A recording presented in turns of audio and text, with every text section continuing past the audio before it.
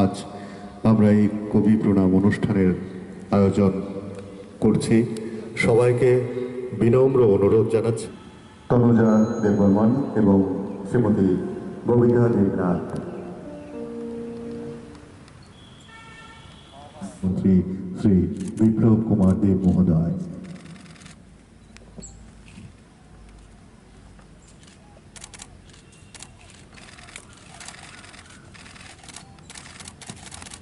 দেব মহোদয়,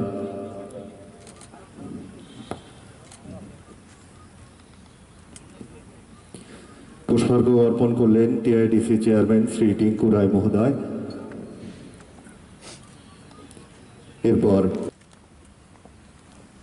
যিনি আমাদেরকে নিবেদিতা চক্রবর্তী মহোদয়া এবার পুষ্পার্ঘ অর্পণ করছেন।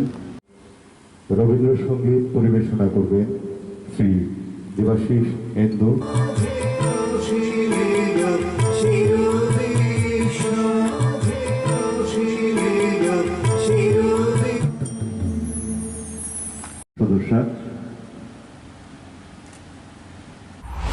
দেখুন, আপনারা সবাই অবগত আছেন পুরো দুনিয়াব্যাপী কোভিডের দ্বিতীয় যে ঢেউ সেটা ত্রিপুরাতে রয়েছে।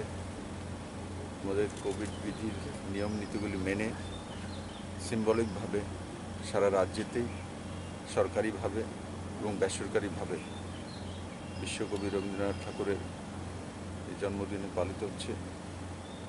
আর আজকের দিনে আমি এটাই রাজ্যবাসীর কাছে নিবেদন করব যে আমরা যাতে সবাই সুস্থ এবং ভালো থাকতে পারি, সেই মনস্কামনা নিয়ে কবিগুরু রবীন্দ্রনাথ ঠাকুরের জন্মদিন পালন করা, সবাই সুস্থ থাকা, ভালো থাকা।